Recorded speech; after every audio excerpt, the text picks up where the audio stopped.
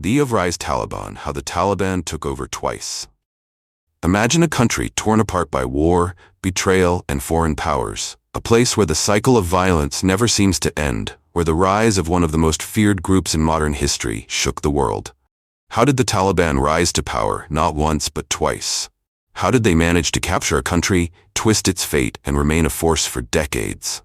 Today we unravel the mysterious rise of the Taliban, from the Soviet War to their brutal rule in the 90s and their explosive comeback in the 21st century. Did the Taliban truly conquer Afghanistan, or was it just the result of a series of monumental failures? Stay tuned as we dive deep into the story of a nation caught between foreign invaders, internal conflicts, and the Taliban's insatiable hunger for power. The Taliban are one of the most significant and controversial forces in recent world history. Their rise to power, brutal rule, and eventual return to dominance have been influenced by a complex set of events: wars, foreign invasions, internal divisions, and political missteps. Understanding how the Taliban came to power and how they have returned after decades of exile requires tracing the history of Afghanistan's tumultuous journey over the past half-century. In 1979, the Soviet Union invaded Afghanistan, a country already deeply divided by ethnic and tribal lines. The Soviets entered the country to support the new communist Afghan government, an ally in their mission to transform Afghanistan into a socialist state. This Soviet-backed government sought to impose land reforms, abolish tribal codes, and modernize the country. However, its policies were rejected by the vast majority of the population, especially in the rural areas. At the time, most Afghans lived in rural areas where tribal leaders held sway and people were deeply conservative, living according to their tribal traditions and Islamic beliefs. The communist government's radical reforms aimed to reshape Afghan society, but clashed violently with these traditions. When the government pushed forward with land reforms and the abolishment of tribal codes, it sparked fierce resistance.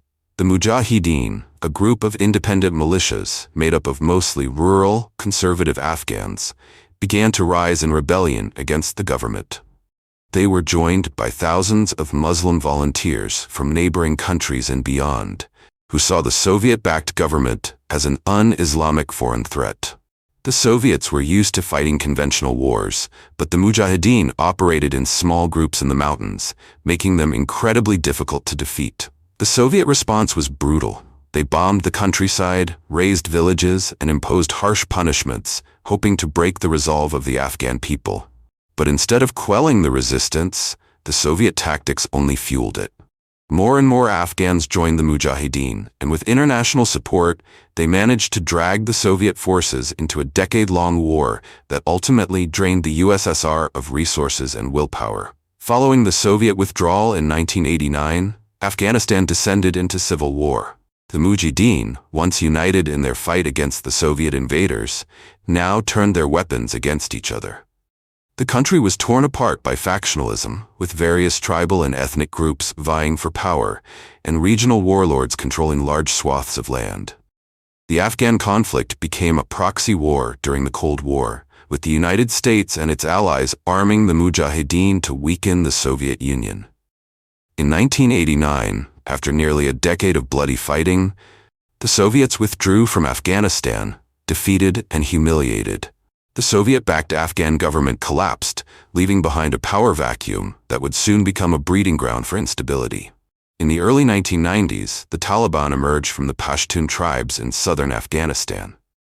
The name Taliban means students, referring to the movement's origins in Islamic schools in Pakistan.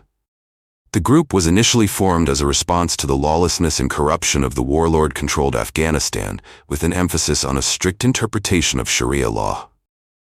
Now pause for a sec. Step into the extraordinary. Subscribe to Eccentric Digital Pixel. Welcome to the wild frontier of creativity, where pixels pulse with imagination and every frame tells a story you've never seen before. At Eccentric Digital Pixel, we don't follow trends. We bend reality. From surreal digital art to mind-blowing visual experiments, this is your backstage pass to the future of expression. Why hit subscribe? Get exclusive access to jaw-dropping digital creations. Be the first to witness new drops by turning on notifications. Dive into a world of eccentric brilliance that inspires, challenges, and captivates. Join a community of visionaries who crave the unconventional. Don't just scroll. Experience the pixel revolution. Smash that subscribe button and ring the bell to never miss a masterpiece. Because normal is boring, and you were born to see the world differently. By 1992, Afghanistan had become a war zone where street-to-street, house-to-house fighting was the norm. The people of Afghanistan were caught in the crossfire as warlords imposed their will on the population. This relentless violence led to a deep sense of hopelessness, as there was no longer any semblance of order or safety. Sweeta Nori was born and raised in Afghanistan during this turbulent time. Having dedicated her life to promoting education and women's rights, she witnessed firsthand the devastation of war and the Taliban's brutal treatment of the population. In the midst of the chaos, women like Sweeta found themselves facing horrific abuse. Mujahideen groups, notorious for their violent actions, would search homes to find young women to forcibly marry. This marked one of the darkest chapters in Afghanistan's history.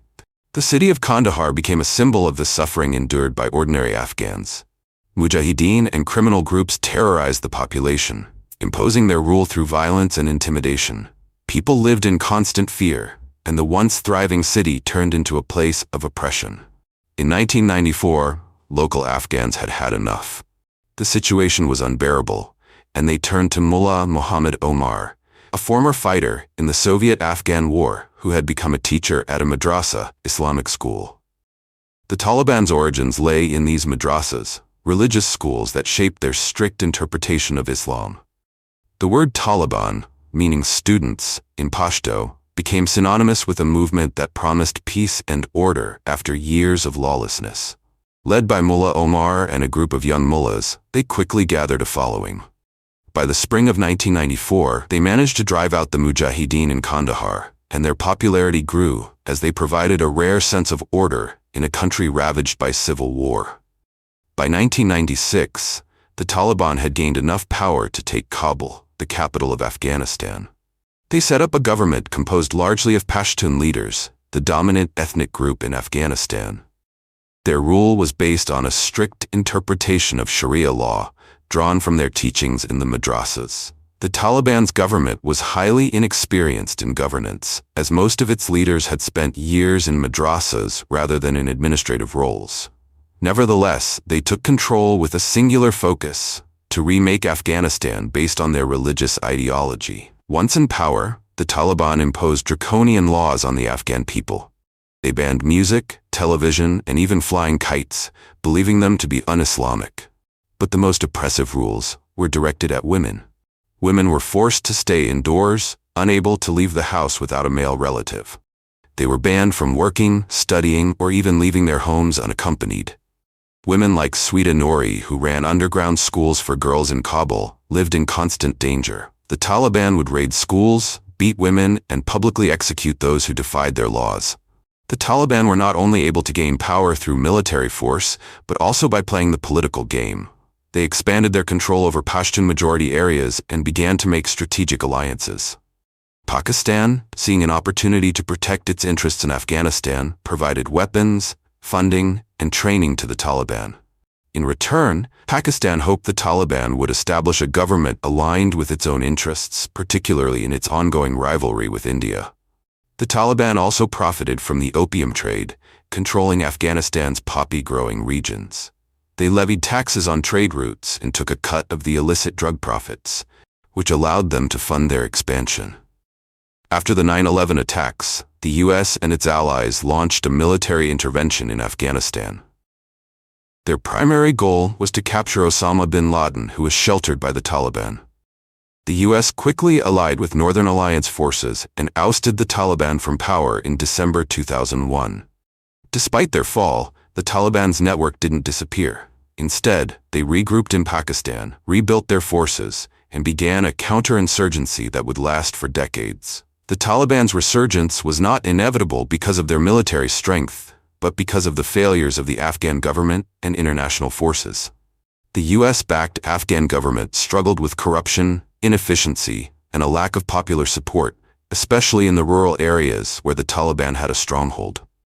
As the US and NATO forces focused on urban areas, the Taliban capitalized on the neglect of the rural countryside.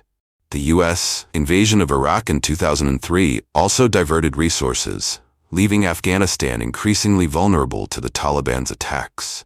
By 2021, after nearly 2 decades of war, the Taliban had regained power in Kabul, once again asserting control over Afghanistan. The Taliban's rise, fall, and return highlight a persistent cycle of conflict in Afghanistan. While they have never been fully capable of governance, their rise is a testament to the failures of Afghanistan's political and military leaders, as well as the foreign interventions that have shaped the country's history. The Taliban's return to power is a reminder of the fragility of peace in Afghanistan and the difficulties in establishing a stable government. The history of the Taliban is intertwined with the history of Afghanistan itself. A land torn apart by war, foreign invasions, and tribal division. The question now is whether the cycle of violence will ever truly end, or if Afghanistan's future will always be caught between the forces of extremism, foreign influence, and civil strife. Before we dive deeper into this epic tale, don't forget to hit that subscribe button and click the notification bell so you never miss a captivating story like this. Join our community of history lovers and be the first to discover the secrets that shaped our world. Follow us, subscribe, and stay tuned.